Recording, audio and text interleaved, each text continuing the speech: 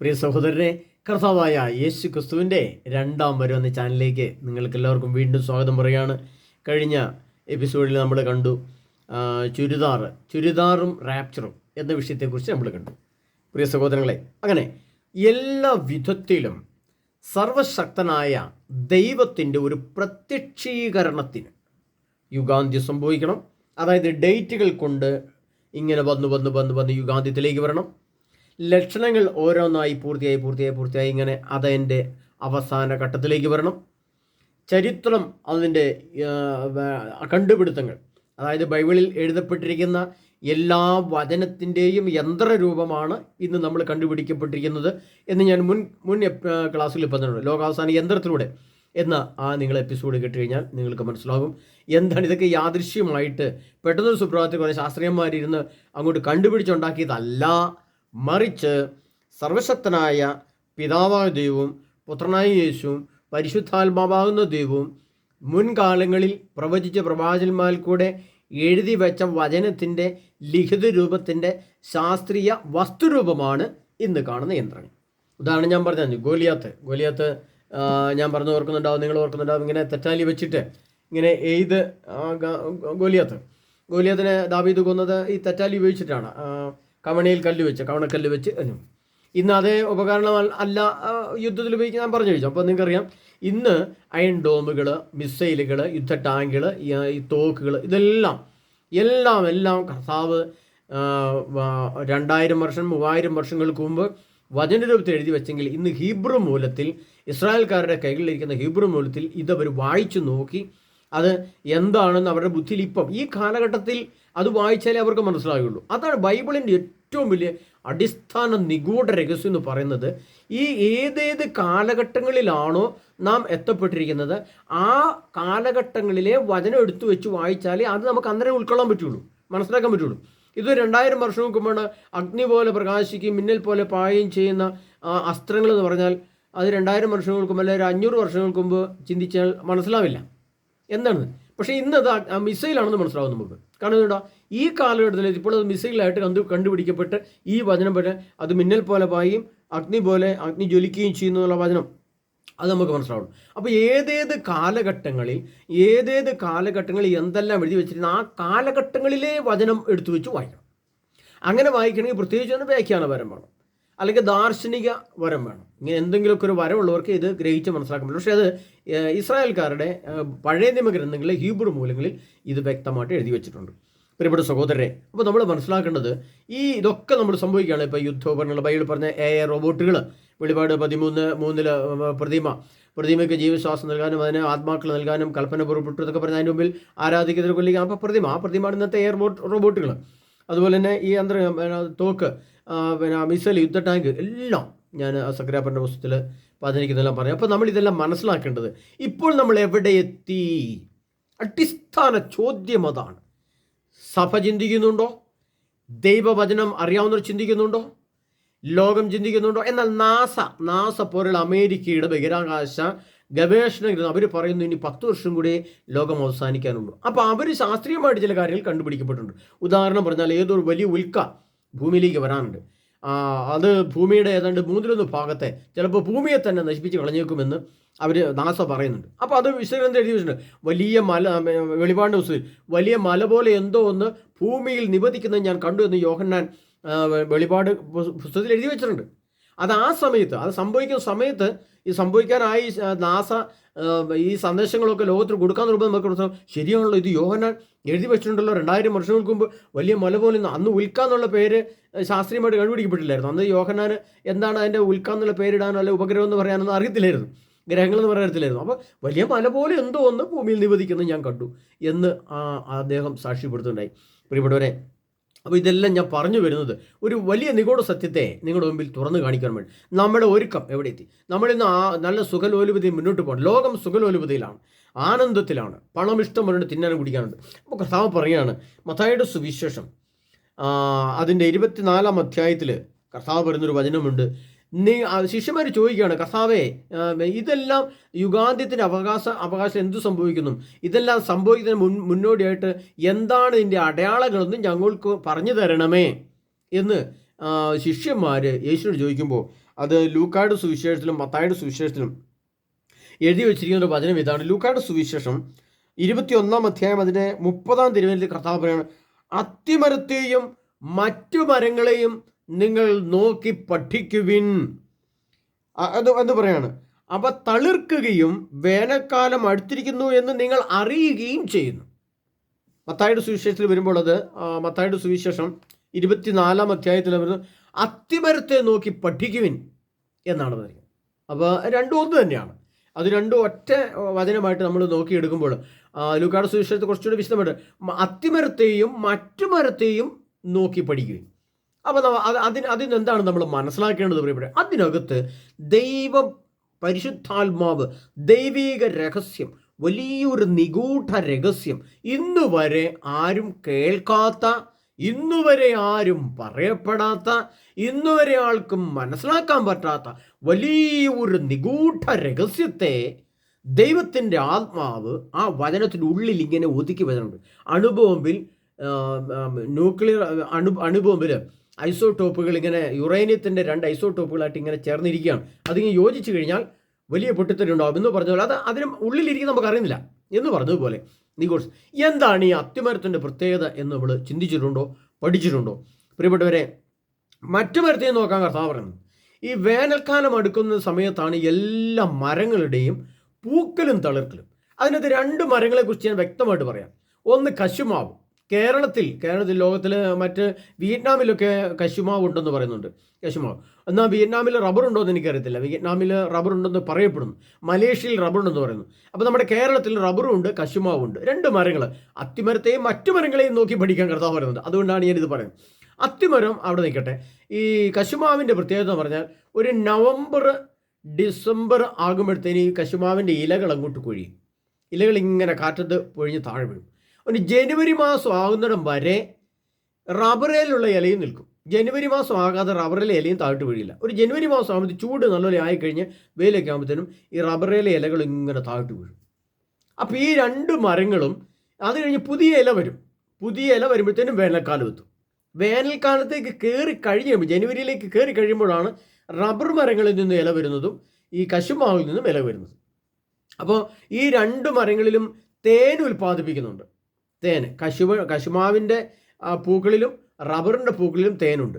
ഈ തേൻ ഉൽപ്പാദിപ്പിക്കണമെങ്കിൽ ഈ ഇല കൊഴിഞ്ഞ് പുതിയ തളിര് വന്ന് പൂക്കൾ വന്ന് അതിൽ പൂവും കായും വരാൻ വേണ്ടി പൂമൊട്ടുകൾ ഉണ്ടാകുമ്പോൾ പൂവിനുള്ളിലാണ് ഈ തേനുള്ളത്. അപ്പോൾ നമുക്കറിയാം വേനൽക്കാലം അടുത്തിരിക്കുന്നു എന്ന് നമുക്ക് മനസ്സിലായി. അപ്പോൾ കശുമാവിനെ നോക്കിയാലും റബ്ബറിനെ നോക്കിയാലും നമുക്ക് വ്യക്തമായിട്ട് മനസ്സിലാക്കാൻ പറ്റും വേനൽക്കാലം അടുത്തിട്ടുണ്ട്, റബ്ബറിൻ്റെ ഇലയൊക്കെ കൊഴിയുന്നുണ്ട് എന്ന് നമുക്ക് മനസ്സിലാക്കാം. എന്നാൽ ഇവിടെ ഒരു പ്രത്യേകതയുണ്ട്. ഇവിടെ കഥാ പറഞ്ഞ അത്തിമരത്തെ നോക്കി നിങ്ങൾ പഠിക്കുവിൻ. ഈ അത്തിമരത്തിൻ്റെ ഒരു പ്രത്യേകത ഉള്ളത് എന്താണ്? അത്തിമരത്തിന് ഒരു പ്രത്യേകത ഉള്ളത് എപ്പോഴും അത്തിമരത്തിൽ ഇലയുണ്ടായിരിക്കും എന്നുള്ളതാണ്. എപ്പോഴും അത്തിമരത്തിൽ എപ്പോഴും മഴയത്തും വെയിലത്തും ഏത് സീസണിലും എപ്പോഴും അത്തിമരത്തിൽ ഇലയുണ്ടായിരിക്കും. അതുപോലെ തന്നെ അത്തിമരത്തിൻ്റെ മറ്റൊരു പ്രത്യേകത എന്ന് പറഞ്ഞാൽ അത്തിമരത്തിന് മരത്തിൽ എപ്പോഴും ശരാശരി സമയങ്ങളിൽ കായും പഴവും ഉണ്ടായിരിക്കും. അങ്ങനെ കായും പഴവും ശരാശരി എപ്പോഴും ഉണ്ടായിരിക്കുന്ന ഒരു മരമാണ് അത്തിമരം.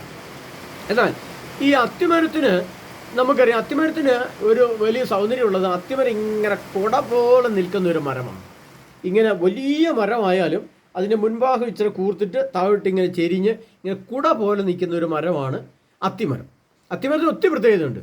അതുകൊണ്ട് കർത്താവ് അത്തിമരത്തെ നോക്കി പറയാൻ വന്നപ്പോൾ അതിന് പിന്നിൽ നിഗൂഢ രഹസ്യങ്ങൾ ഒളിപ്പിച്ചാണ് കർത്താവ് പറയുന്നത്. അത്തിമരത്തിൻ്റെ ഒന്ന് മരത്തിൻ്റെ സൗന്ദര്യമാണ്. 2 ആ അത്തിമരത്തിൽ പൊതുവെ എപ്പോഴും കായകളുണ്ടായിരിക്കും. വേനൽക്കാലത്താണ് കായകളും പഴങ്ങളും കൂടുതലുണ്ടാകുന്നത്.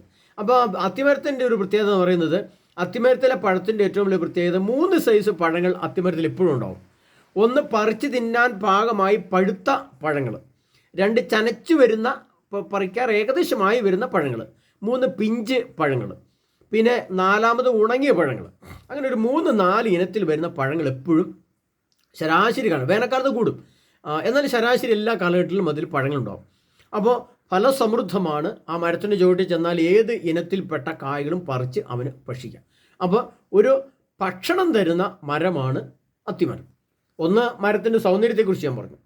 ഇതിൽ എപ്പോഴും വിലയുണ്ടായിരിക്കും. വേനൽക്കാലത്ത് നല്ല സുഖമാണ്. ഈ മരത്തിൻ്റെ കീഴിൽ കയറി നിന്നാൽ ഈ മരത്തിൻ്റെ ഉൾഭാഗം എല്ലാം ഇങ്ങനെ തുറന്നു കിടന്ന സ്ഥലമാണ്. ചുറ്റും ഇങ്ങനെ പടർന്ന് പന്തലിച്ച് കിടക്കും. ഒരു കുട പോലെ നിൽക്കും. ഇതിൻ്റെ ഉള്ളിൽ കയറി കഴിഞ്ഞാൽ നല്ല തണുപ്പാണ്. പഴവും പറിച്ചു തിന്നാം. ഇതിൻ്റെ ചില ശിഖരങ്ങളെ നമുക്ക് കയറിയിരിക്കാം. ഇതിൻ്റെ മരത്തിലൊക്കെ നമുക്ക് കയറി ഇങ്ങനെ ഇത് പഴം പറിച്ചു തിന്നാം. അങ്ങനെ ഏറ്റവും സുഖവും ആനന്ദവും ഭക്ഷണവും തരുന്ന, ഓക്സിജൻ തരുന്ന ഒരു മരമാണ് നമ്മുടെ ഏത് മരം? അത്തിമരം. മറ്റൊരു പ്രത്യേകത ഇതിനുള്ളതെന്ന് പറഞ്ഞു കഴിഞ്ഞാൽ ഇതിൻ്റെ പഴങ്ങൾ എപ്പോഴും ഔഷധ ഗുണങ്ങളുള്ളതാണ്. ഒരു അത്തിപ്പഴം പറിച്ച് തിന്നു കഴിഞ്ഞാൽ അതിന് നമുക്കൊരു ഔഷധ ഗുണമുണ്ട്. അതായത് നമ്മുടെ ശരീരത്തിന് വേണ്ടുന്ന മിക്ക രീതിയിലുള്ള ഗുണങ്ങൾ കിട്ടുന്ന ഒരു പ്രത്യേക പഴമാണ് അത്തിപ്പഴം. അത്തിപ്പഴത്തിന് വളരെ പേര് കേട്ട ഈത്തപ്പഴം പോലെ തന്നെ പേരുള്ള ഒരു പഴമാണ് അത്തിപ്പഴം. അങ്ങനെ അത്തിമരത്തെ നോക്കി നിങ്ങൾ പഠിക്കുവിൻ എന്ന് കർത്താവ് പറയുമ്പോൾ അതിൻ്റെ ഏറ്റവും വലിയൊരു പ്രത്യേകതയായിട്ട് പറയുന്നത് അതിൻ്റെ കൊമ്പുകൾ ഇളതായി ശാഖകൾ തളിർക്കുന്നത് കാണുമ്പോൾ വേനൽക്കാലം അടുത്തിരിക്കുന്നു എന്ന് നിങ്ങൾ ഗ്രഹിച്ചുകൊള്ളുവിൻ, മനസ്സിലാക്കുള്ളുവിൻ. അപ്പോൾ ഇതിനകത്തൊരു പ്രത്യേകം ഈ കൊമ്പുകൾ ഇതൊക്കെ ഉണ്ടെങ്കിലും വേനൽക്കാലം എടുക്കുമ്പോഴാണ് ചില കൊമ്പുകൾ ഇളതായി, കൊമ്പിൻ്റെ അറ്റങ്ങൾ ഈ ഇലയുടെ അറ്റഭാഗങ്ങൾ കൊമ്പ് ഇളതായി കിളുന്തു പോലെയാവും. ഇളതായി വന്നിട്ട് അതിൽ പുതിയ ശാഖകൾ വരുന്നു, പുതിയ ഇല വരുന്നു. അതോടൊപ്പം തന്നെ അതിൻ്റെ പൂമുട്ടുകൾ തണ്ടിലാണ് വരുന്നത്. അപ്പോൾ ഇല തളിർക്കുമ്പോൾ അതിൻ്റെ തടിയിൽ അതിൻ്റെ ഫലങ്ങൾ പൂമുട്ടുകൾ ഉണ്ടാവുകയും അതിൻ്റെ കായിൽ തേനും പഴവും രൂപാന്തരപ്പെടാനുള്ള എല്ലാ സംവിധാനം ഒരുക്കി ചെയ്യുന്നു. അപ്പോൾ നമുക്ക് വേനൽക്കാലത്ത് മാത്രമേ ഇതിൻ്റെ പുതിയ ശിഖരങ്ങൾ ഇളതായി കൊമ്പുകൾ തളിർക്കുകയുള്ളൂ. പ്രിയപ്പെട്ടവരെ, അതിൻ്റെ അർത്ഥം നമ്മൾ മനസ്സിലാക്കേണ്ടത്. എന്നാൽ കർത്താവ്, ഞാൻ നിങ്ങളോട് തന്നെ ഒരു ചോദ്യം ചോദിക്കുകയാണ്, എന്തുകൊണ്ടാണ് കർത്താവ് അത്തിമരത്തെ നോക്കി പഠിക്കുവിൻ എന്ന് പറഞ്ഞത്? അപ്പം ഒലിവ് മരത്തെ നോക്കി നിങ്ങൾ പഠിക്കുവിൻ എന്നല്ല പറഞ്ഞത്. ഈന്തപ്പനകളെ നോക്കി പഠിക്കുവിൻ എന്നല്ല കർത്താവ് പറഞ്ഞത്. മറ്റവിടുത്തെ ദേവദാരു മരങ്ങളുണ്ടായിരുന്നു, അല്ലെങ്കിൽ ആ ഇസ്രായേലിലുള്ള മറ്റ് മരങ്ങളൊക്കെ ഉണ്ടായിരുന്നു. അതിലൊന്നും നോക്കി കർത്താവ് പഠിക്കാൻ പറഞ്ഞില്ല. അവിടുത്തെ ഏറ്റവും പേരുകെട്ട ഒരു മരമാണ് ഒലിവ് മരം. നമുക്കറിയാം, ഈ ഒലിവ് മരത്തിൻ്റെ കായ്കളിൽ നിന്നാണ് നമുക്ക് ഒലിവെണ്ണ കിട്ടുന്നത്. ഒലിവ് മരത്തിൻ്റെ കായിൽ നിന്ന് മാത്രമേ നമുക്ക് ഒലിവെണ്ണ ലോകപ്രശസ്തമാണ്. കൊളസ്ട്രോൾ ഇല്ലാത്തതാണ്, അത് ആർക്കും കഴിക്കാവുന്നതാണ്, എപ്പോഴും കഴിക്കാവുന്നതാണ്. ഇന്ന് വെളിച്ചെണ്ണ കേരളത്തിലെ തെങ്ങിലെ എണ്ണയിൽ നിന്ന് കിട്ടുന്നതിനേക്കാൾ 10 മടങ്ങ് ഔഷധ ഗുണങ്ങളും നന്മയുമാണ് ഒലിവെണ്ണയ്ക്കുള്ളത്. പഴയ കാലഘട്ടത്തിൽ ഒലിവെണ്ണയിൽ നിന്ന് ചക്ക ഉപയോഗിച്ച് ആട്ടിയിട്ടായിരുന്നു അവർ ഭക്ഷണത്തിനും വിളക്ക് കത്തിക്കാനുള്ള എണ്ണയും ഉണ്ടായത്. നമുക്കറിയാം, വെളിച്ചെണ്ണ എന്ന പേര് പോലും കേരളത്തിൽ വന്നത് എന്തുകൊണ്ടാണ്? വെളിച്ചമുള്ള എണ്ണ ആയതുകൊണ്ടാണ്. ഈ വെളിച്ചെണ്ണയെ ആട്ടിയിട്ട് ആ എണ്ണയ്ക്കകത്ത് തിരിയിട്ട് കത്തിച്ചിട്ടായിരുന്നു പഴയ കാലഘട്ടത്തിൽ വിളക്ക് കത്തിക്കാൻ വേണ്ടി ഉപയോഗിച്ചിരുന്നത്. അപ്പോൾ നമുക്കറിയാം, ഈ വെളിച്ചമുള്ള എണ്ണയാണ് വെളിച്ചെണ്ണ. അതുപോലെ ഒലിവെണ്ണ, ഒലിവ് ഓയിൽ എന്ന് പറഞ്ഞാൽ തന്നെ വളരെ പേരുകേട്ട പ്രശസ്തമാണ്. അപ്പം നമുക്ക് മനസ്സിലാക്കാം, കർത്താവ് പറഞ്ഞതിനകത്ത് ഒരു നിഗൂഢ രഹസ്യം നിങ്ങൾക്ക് ഞാൻ വെളിപ്പെടുത്താൻ പോവുകയാണ്. നമുക്കറിയാം, ഈ അത്തിമരത്തിലെ പഴങ്ങൾ എത്ര എണ്ണം പറിച്ചെടുത്ത് ചക്കിലിട്ട് ആട്ടിയാലും നമുക്ക് എന്ത് ലഭിക്കുകയില്ല? ഈ എണ്ണ ലഭിക്കുകയില്ല. പഴച്ചാറ് തീയിലിട്ട് പറ്റിച്ചാലോ അത് പറ്റിപ്പോകും, എണ്ണ കിട്ടുകയില്ല, അല്ലേ? എന്നാൽ നമുക്കറിയാം, ഒലിവ് മരത്തിലെ കായകൾ പറിച്ചിട്ട് ചക്കിലിട്ട് ആട്ടിക്കഴിഞ്ഞാൽ ഒലിവെണ്ണ ലഭിക്കും. അപ്പോൾ ഒലിവ് മരത്തെയും മറ്റു മരത്തെയും നോക്കി പഠിക്കാനാണ് കർത്താവ് പറഞ്ഞത്. രണ്ടും നമ്മൾ താരതമ്യം ചെയ്ത് പഠിക്കുകയാണ്. കർത്താവ് പറയുകയാണ്, അത്തിമരത്തിലെ പഴത്തിൽ നിന്ന് അത്തിമരത്തിൽ നമുക്ക് ഒരിക്കലും എണ്ണ ലഭിക്കുകയില്ല. എന്നാൽ എണ്ണ ലഭിക്കുന്നത് അത്തിപ്പഴമല്ല, ഒലിവ് മരത്തിൽ നിന്ന് ഒലിവ് കായിൽ നിന്നാണ് എണ്ണ ലഭിക്കുന്നത്. അപ്പോൾ ഇതിൻ്റെ അർത്ഥം നമ്മൾ ഇന്നത്തെ സാഹചര്യത്തിൽ നമ്മൾ മനസ്സിലാക്കണം. ഇസ്രായേൽ എന്ന രാഷ്ട്രം, ഇസ്രായേൽ എന്ന അത്തിമരത്തെ നമ്മൾ മൊത്തം എടുക്കും. ഇസ്രായേലിനെ അത്തിമരത്തോടാണ് കർത്താവ് ഉപയോഗിച്ചിരിക്കുന്നത്. അത്തിമരത്തോട് ഉപയോഗിച്ചിരിക്കുന്ന പറയും, ഇസ്രായേൽ എന്ന രാഷ്ട്രത്തിൽ നിന്നും എണ്ണ ലോകത്തിന് ലഭിക്കുകയില്ല, ഇതുവരെ ലഭിച്ചിട്ടില്ല എന്നുള്ളതാണ്. അതിൽ തന്നെ നിഗൂഢമായി വെച്ചിരിക്കുന്ന കർത്താവിൻ്റെ വചനം ഏതാണ്? ഇസ്രായേൽ എന്ന രാഷ്ട്രത്തിന് എണ്ണയുടെ രൂപത്തിൽ മനുഷ്യ ശരീരമുള്ള എണ്ണ എന്ന വ്യക്തിയായിട്ട് വന്ന ഒരു വ്യക്തി ഉണ്ടായിരുന്നു. അതായിരുന്നു യേശുക്രിസ്തു. യേശുക്രിസ്തുവിനെ ഇസ്രായേൽ എന്ന രാഷ്ട്രം നിരാകരിച്ചു കളഞ്ഞു, തള്ളിക്കളഞ്ഞു, കുരിശിൽ തൂക്കിക്കൊന്നു. ഇവൻ ദൈവമല്ല എന്ന് പറഞ്ഞുകൊണ്ട് ക്രൂശിക്കാവുന്നിടത്തോളം ക്രൂശിച്ചു. അപ്പോൾ ഇസ്രായേൽ എന്ന അത്തിമരത്തിന് ദൈവം കൊടുത്ത ഒലിവെണ്ണയായിരുന്നു, ഒലിവ് വൃക്ഷമായിരുന്നു ആര്? യേശുക്രിസ്തു. അത് ഇസ്രായേൽക്കാർ തള്ളിക്കളഞ്ഞു. അപ്പോൾ പ്രിയ സഹോദരങ്ങളെ, ഈ നമുക്ക് എണ്ണ, ലോകത്തിന് വേണ്ടുന്ന എണ്ണ എന്ന് പറയും. എണ്ണയുടെ പ്രത്യേകത എന്ന് പറഞ്ഞാൽ 8-9 പ്രത്യേകത ഉണ്ട്, അതവിടെ നിൽക്കട്ടെ, ഞാൻ പിന്നീട് പറയാം. പ്രിയപ്പെട്ടവരെ, എണ്ണ എന്ന് പറയുന്നതാണ് പരിശുദ്ധാത്മാവിൻ്റെ ദൃശ്യ വസ്തുരൂപമാണ്. പ്രകാശം എന്ന വസ്തുവിൻ്റെ, നമുക്കൊരു വെളിച്ചം എന്ന വസ്തുവിന് ആ വസ്തു പ്രകാശം കൊണ്ട് വരുമ്പോൾ അതിനൊരു വസ്തുരൂപമുണ്ട്. ആ വസ്തുരൂപത്തിൽ നിന്നാണ് പ്രകാശം കൊണ്ടുവരുന്നത്. വസ്തുരൂപമില്ലാതെ പ്രകാശമില്ല. അപ്പോൾ എണ്ണ എന്ന പരിശുദ്ധാത്മാവ് എന്ന ആ ശക്തിയുടെ വസ്തുരൂപമാണ് എണ്ണ. എണ്ണയിൽ നിന്നാണ് വെളിച്ചം വരുന്നത്.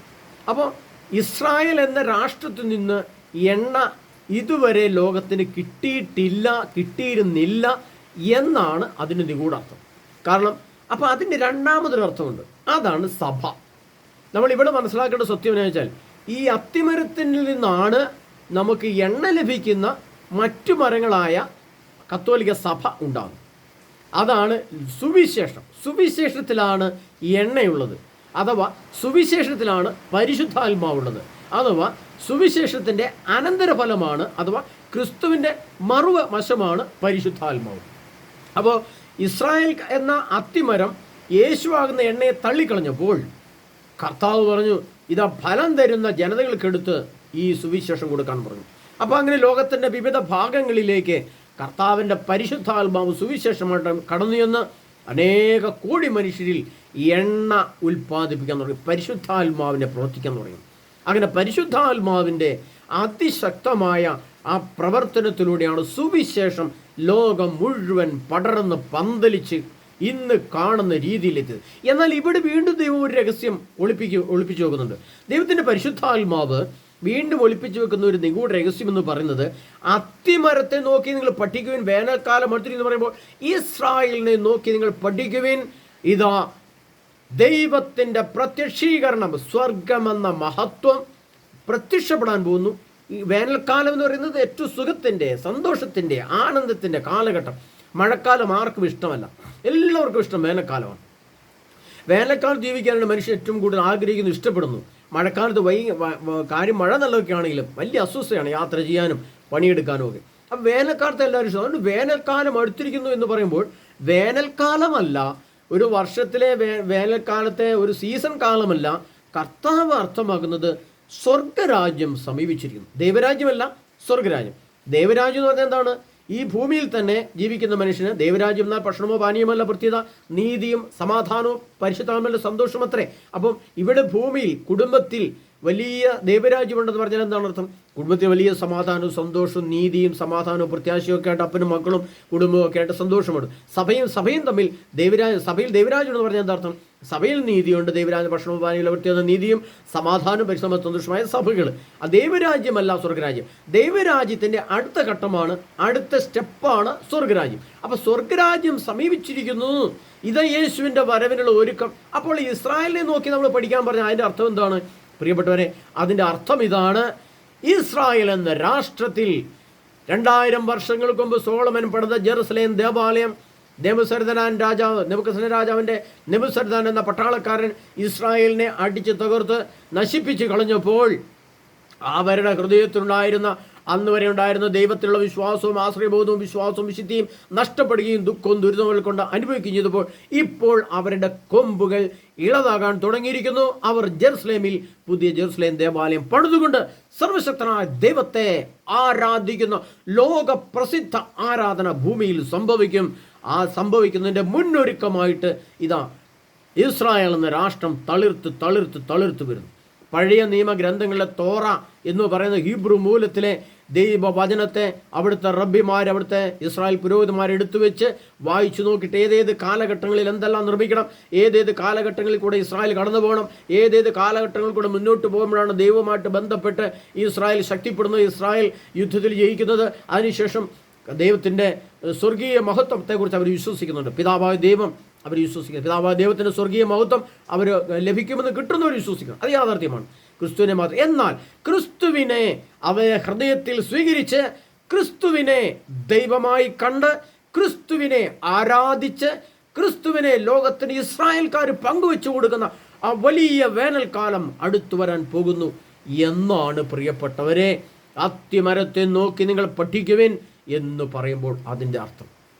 ഇനി മറ്റു ചില അർത്ഥങ്ങൾ കൂടിയുണ്ട്, അതുകൂടി നമ്മൾ മനസ്സിലാക്കണം. ഇസ്രായേൽ എന്ന രാഷ്ട്രത്തിൻ്റെ, ഇസ്രായേൽ എന്ന അത്തിമരത്തിൻ്റെ പഴങ്ങളാണ് ഇന്ന് ലോകത്തുള്ള എല്ലാവർക്കും ഇഷ്ടം. ഇന്ന് കാണുന്ന ടച്ച് മൊബൈൽ ഫോൺ എന്താണത്? അത് ഇസ്രായേൽക്കാരുടെ ടെക്നോളജിയാണ്, സംഭാവനയാണ്. ടെലിവിഷൻ, ഇൻ്റർനെറ്റ്, ഫേസ്ബുക്കുകളൊക്കെ, ശാസ്ത്രം, മിസൈലുകൾ, യുദ്ധോപകരണങ്ങൾ, അതുപോലെ കമ്പ്യൂട്ടറുകൾ, നമുക്കറിയാം ആകാശത്തേക്ക് പോകുന്ന ബഹിരാകാശ വാഹനങ്ങൾ, നാസ അല്ലെങ്കിൽ എലോൺ മസ്ക്, ഇതൊക്കെ ഇസ്രായേൽ വംശത്തിൽപ്പെട്ടവരുടെ കണ്ടുപിടുത്തങ്ങളാണ്. ലോകത്തിന് ഏറ്റവും ഇഷ്ടമുള്ള പഴങ്ങൾ ഇസ്രായേലിൻ്റെ പഴങ്ങളാണ്. എന്ന് പറഞ്ഞാൽ ഇസ്രായേലിൻ്റെ ഈത്തപ്പഴങ്ങളോ ഇസ്രായേലിൻ്റെ മുന്തിരിപ്പഴങ്ങളോ ഇസ്രായേലിൻ്റെ മാങ്ങാപ്പഴങ്ങളോ ഒന്നുമല്ല ലോകത്തിൻ്റെ, അത് നമ്മുടെ ഉപരിപ്ലവമായ ചിന്തയിൽ ഒരു സാധാരണ മനുഷ്യന് മനസ്സിലാക്കാൻ കഴിയുന്ന ആശയങ്ങളാണ് അതെല്ലാം. എന്നാൽ ദൈവം അർത്ഥമാക്കുന്ന പഴങ്ങൾ എന്ന് പറയുന്നത് ഇസ്രായേൽ എന്ന രാഷ്ട്രത്തിൽ കൂടെ ലോകം ഏറ്റവും കൂടുതൽ ഇഷ്ടപ്പെടുന്ന അവൻ്റെ പഴം എന്ന് പറയുന്നത് അവൻ മൊബൈൽ ഫോണുകൾ ഉപയോഗിച്ചുകൊണ്ട്, അല്ലെങ്കിൽ ഇനി അതിൻ്റെ ഒരു സ്റ്റെപ്പ് കൂടെ ഉണ്ട്, അതിൻ്റെ മൊബൈൽ ഫോണിൻ്റെ ഒരു സ്റ്റെപ്പ് കൂടെ മുന്നോട്ട് കിടക്കും. അതാണ് റോബോട്ടുകൾ. സുന്ദരികളായ സ്ത്രീകൾ, സ്ത്രീരൂപം, സുന്ദരന്മാരായി പുരുഷന്മാരുടെ രൂപത്തിലുള്ള നടക്കുകയും ചലിക്കുകയും സംസാരിക്കുകയും കൂട്ടത്തിൽ വരികയും പ്രവർത്തിക്കുകയും കൂട്ടത്തിൽ കിടക്കുകയും ചെയ്യുന്ന റോബോട്ടുകളെ നിർമ്മിച്ചുകൊണ്ട് ലോകം ആ പഴത്തെയും കൂടെ തിന്നുന്ന സാഹചര്യത്തിലേക്ക് ലോകമെത്തും. ആ പഴത്തെ തിന്നു തുടങ്ങുമ്പോഴത്തേനും സൊദോം ഗൊമോറ ഭൂമിയിൽ രൂപപ്പെടുകയും ആളവ യുദ്ധത്തിലേക്ക് ലോകം പ്രവേശിക്കുകയും ചെയ്യും. പക്ഷേ അതിൽ നിന്ന് മനസ്സിലാക്കേണ്ടത് ഇന്ന് ഇസ്രായേൽ എന്ന അത്തിമരത്തിൻ്റെ പഴങ്ങളാണ് ലോകം മുഴുവൻ ഭക്ഷിച്ചുകൊണ്ടിരിക്കുന്നത്. പ്രിയപ്പെട്ടവരെ, ഇതൊരു വലിയ നിഗൂഢ രഹസ്യമാണ്. ഇത് നമ്മൾ മനസ്സിലാക്കുമ്പോഴാണ് നമുക്ക് മനസ്സിലാകുന്നത്. ഇസ്രായേൽ എന്ന അത്തിമരത്തെ നോക്കി നിങ്ങൾ പഠിക്കുമെന്ന് പറയുമ്പോൾ ഇസ്രായേൽ എന്ന അത്തിമരത്തിന് കിട്ടിയ പഴങ്ങളാണ് ലോകത്ത് കാണുന്ന എല്ലാ വസ്തുക്കളും. ഇസ്രായേൽ എന്ന രാഷ്ട്ര യഹൂദന്മാരുടെ സംഭാവനയാണ് ലോകത്ത് കാണുന്ന എല്ലാ സംഭാവനകളും. തോമസ് ആൽവ എഡിസൺ അതുപോലെ ബൾബ് കണ്ടുപിടിച്ചത്, കറണ്ട് കണ്ടുപിടിച്ചത്, യുറേനിയം കണ്ടുപിടിച്ചത്, ആറ്റം ബോംബ് കണ്ടുപിടിച്ചത്, റൈറ്റ് സഹോദരന്മാർ ഇങ്ങനെ കമ്പ്യൂട്ടർ കണ്ടുപിടിച്ചത്, എല്ലാം ആദ്യത്തെ കണ്ടുപിടുത്തം യഹൂദൻ്റെ ബുദ്ധിയാണ്. യഹൂദനാണിത് തൻ്റെ ഹീബ്രു മൂലമാകുന്ന പഴയ നിയമ ഗ്രന്ഥത്തിൽ നിന്നും അവിടെ തോറ എന്ന വചനം വായിച്ച് ഹീബ്രു മൂലത്തിൽ വായിച്ച് അതിൻ്റെ റബ്ബിമാർ കണ്ടുപിടിച്ച് അതിൻ്റെ ഡേറ്റും സാഹചര്യവും പശ്ചാത്തലം കണ്ടുപിടിച്ച് അവർ പ്രാർത്ഥിച്ചൊരുങ്ങി ഇന്ന വസ്തുക്കളിനെ പോലെ ഉണ്ടാക്കുക എന്ന് പറഞ്ഞുകൊണ്ടാണ് അവർ ഈ വസ്തുക്കൾ നിർമ്മിക്കുന്നത്. അപ്പോൾ ആ പഴങ്ങൾ ലോകത്തിന് വേണ്ടുന്ന ഏറ്റവും വലിയ പഴങ്ങൾ. ഇനി പഴത്തിലെ പഴമുണ്ട്, അതാണ് നമ്മൾ ഏറ്റവും മനസ്സിലാക്കേണ്ടത്. പ്രിയപ്പെട്ടവരെ, ലോകം ഇന്ന് ഏറ്റവും കൂടുതൽ ആഗ്രഹിക്കുന്ന ഒരു പഴമാണ് ഏത്? മൊബൈൽ ഫോണിൽ കൂടെയോ കമ്പ്യൂട്ടറിൽ കൂടെ അവൻ ആഗ്രഹിക്കുന്ന ഏറ്റവും വലിയ നിഗൂഢ രഹസ്യങ്ങളുള്ള പഴമാണ്, നിഗൂഢ പഴമാണ് സെക്സ് എന്ന് പറയുന്നത്. അത് ലോകം ഏറ്റവും കൂടുതൽ ഇഷ്ടപ്പെടുകയും നിഗൂഢമായി സ്വന്തം ഹൃദയത്തിൽ സൂക്ഷിച്ചു വെച്ച് ആരും അറിയാതെ തിന്നുകയും ചെയ്യുന്നൊരു പഴമാണ് സെക്സ്. ഈ സെക്സ് എന്ന പഴം മറ്റുള്ളവർക്ക് ഇതുപോലെ തിന്നുവാൻ കിട്ടുന്നത് ഈ കാലഘട്ടങ്ങളിലാണ്. ഏതിലൂടെ? ഒന്ന് കമ്പ്യൂട്ടറിൽ കൂടെ, രണ്ട് മൊബൈൽ ഫോണിൽ കൂടെ. ഇനി അതിൻ്റെ മൂന്നാം ഘട്ടമാണ് റോബോട്ടുകളിൽ കൂടെ. അതും നമ്മുടെ അടുത്തേക്ക് വരികയാണ്. അപ്പോഴേക്കും വേനൽക്കാലം എന്ന് വരും. കാരണം അത് സോദോം ഗൊമോറ രൂപപ്പെട്ട് കഴിഞ്ഞ ശേഷമേ ഈ റോബോട്ടുകളാകുന്ന പഴങ്ങളെ നമുക്ക് തിന്നാൻ കിട്ടുള്ളൂ. ഇപ്പോൾ നമ്മൾ ലോകത്തിൽ അവൈലബിൾ അല്ല. അത് സമ്പന്നന്മാരും കോടീശ്വരന്മാരും രഹസ്യമായിട്ടൊക്കെ വരുത്തി അത്യാവശ്യം ഉപയോഗിക്കുന്നുണ്ടാവാം. അത് നമുക്ക് വ്യക്തമായിട്ട് അറിയത്തില്ല. അതിൻ്റെ വിവിധ പ്രദർശനങ്ങളൊക്കെ നമ്മൾ കാണുന്നുണ്ട്. അപ്പോൾ ഇതെല്ലാം നമുക്ക് സാധാരണക്കാർക്കും വാങ്ങി തിന്നാവുന്ന രീതിയിൽ, വാങ്ങി ഉപയോഗിക്കാവുന്ന രീതിയിൽ നമ്മുടെ അടുത്തേക്ക് എയർ റോബോട്ടുകളെ സുന്ദരികളായ സ്ത്രീകളെയും സുന്ദരികളായ പുരുഷന്മാരെയും സുന്ദരിയായ കുഞ്ഞുങ്ങളെയും കുട്ടികളെയും ഒക്കെ നമുക്ക് കിട്ടുന്ന രീതിയിലേക്ക് ലോകം മാറ്റപ്പെടും. നമുക്ക് വാങ്ങാൻ കിട്ടുന്ന ചെറിയൊരു പൈസയ്ക്ക് വാങ്ങാൻ കിട്ടുന്ന അവസ്ഥയിലേക്ക് ലോകം ഏതാനും വർഷങ്ങൾ കൂടി മുന്നോട്ട് പോയി കഴിഞ്ഞാൽ ഇത് അവൈലബിൾ ആയി കിട്ടുന്ന ഒരു സാഹചര്യത്തിലേക്ക് വരുമ്പോഴത്തേക്കും സോദോം ഗൊമോറ ഭൂമിയിൽ രൂപപ്പെട്ടിരിക്കും. ആ പഴവും കൂടെ മനുഷ്യൻ ഭക്ഷിക്കുന്ന സമയത്ത് സർവശക്തനായ ദൈവത്തിൻ്റെ ആകാശത്ത് നിന്ന് മിന്നൽ പിണര് പോലെ പതിക്കുന്ന ആണവ മിസൈൽ ഭൂമിയെ കത്തിച്ചു ചാമ്പലാക്കും. ഒരു സംശയം വേണ്ട പ്രിയപ്പെട്ടവരെ. അത് സോദോം ഗൊമോറ രൂപപ്പെടുന്നതിന് മുമ്പുള്ള പശ്ചാത്തലത്തിൽ കൂടെ ലോകം കടന്നു പോകുന്നതുകൊണ്ടാണ് കർത്താവ് പറഞ്ഞ അത്തിമരത്തെ നോക്കി ഒരു ഉപമ നിങ്ങൾ കേൾക്കുവിനും പഠിക്കുവിൻ, മറ്റു മരങ്ങളെയും പഠിക്കുവിൻ. മറ്റു മരങ്ങൾ എന്ന് പറയുന്നത് ഏതാണ്? മറ്റു മരങ്ങളെന്ന് അത്തിമരത്തെ നോക്കി ഇസ്രായേൽ നോക്കി പറയുമ്പോൾ മറ്റു മരങ്ങളെന്ന് പറയുന്നതാണ് സഭയിലെ ഇന്നത്തെ ലോകരാഷ്ട്രങ്ങൾ.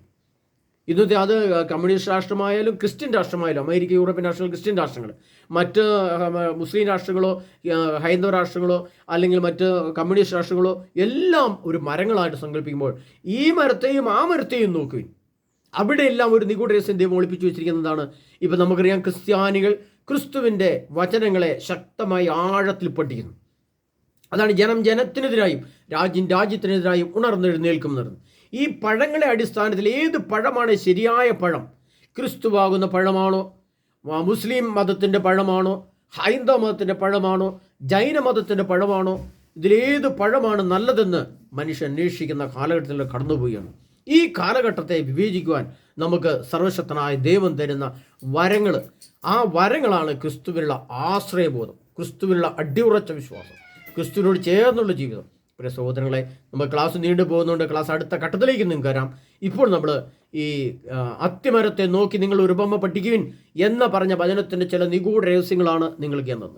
ഇനി ഇതിൻ്റെ അടുത്ത ഘട്ടത്തിലെ നിഗൂഢ രഹസ്യങ്ങൾ ഞാൻ നിങ്ങൾ വെളിപ്പെടുത്തുന്നതായിരിക്കും. അതുവരെ നമുക്ക് എല്ലാവർക്കും കർത്താവ് യേശു ക്രിസ്തുവിൻ്റെ മഹത്വത്തിൽ ചേർന്ന് നിൽക്കാം. കർത്താവ് യേശു ക്രിസ്തുവിനോട് ചേർന്ന് നിൽക്കാം. പരിശുദ്ധാത്മാവ് നിങ്ങളെ സമൃദ്ധമായി അനുഗ്രഹിക്കട്ടെ. പരിശുദ്ധാത്മാവ് നിങ്ങളെ നയിക്കട്ടെ. യേശുവിൻ്റെ വചനം നിങ്ങൾ ജീവൻ പ്രാപിക്കട്ടെ. നിഗൂഢ രഹസ്യങ്ങൾ അറിഞ്ഞു കഴിയുമ്പോൾ അതിൽ നിന്ന് നമ്മൾ ഒഴിവാക്കേണ്ട പഴങ്ങളേതാണ്, നമ്മൾ കഴിക്കേണ്ട പഴങ്ങളേതാണെന്ന് അടുത്ത ക്ലാസ് നിങ്ങൾക്ക് തരുന്നതായിരിക്കും. അതുവരെ കർത്താവ് യേശു ക്രിസ്തു നമ്മെല്ലാം സമൃദ്ധമായി അനുഗ്രഹിക്കട്ടെ. ആമേൻ.